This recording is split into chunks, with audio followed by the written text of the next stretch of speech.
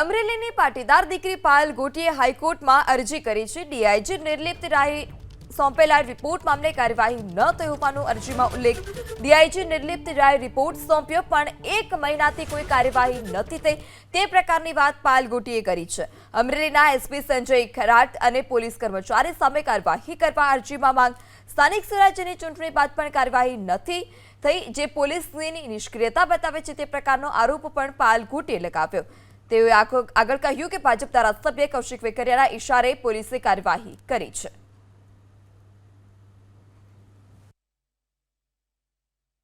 મને પૂરેપૂરો ન્યાય મળે અને ગુજરાતની કોઈ પણ દીકરી સાથે આવું કાંઈ વર્તન કરવામાં ના આવે એના માટે તપાસ ચાલી રહી હતી। એમાં રિપોર્ટ અમે માંગ્યો હતો પણ રિપોર્ટ હજુ સુધી આપ્યો નથી। એના માટે અમારે મજબૂર થવું પડ્યું છે પિટિશન કરવા માટે।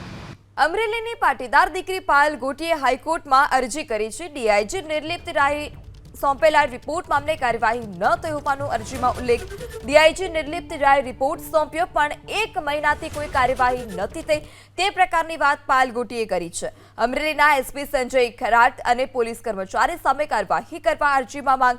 સ્થાનિક સ્વરાજ્યની ચૂંટણી બાદ પણ કાર્યવાહી નથી થઈ જે પોલીસની નિષ્ક્રિયતા બતાવે છે તે પ્રકારનો આરોપ પણ પાયલ ગોટીએ લગાવ્યો।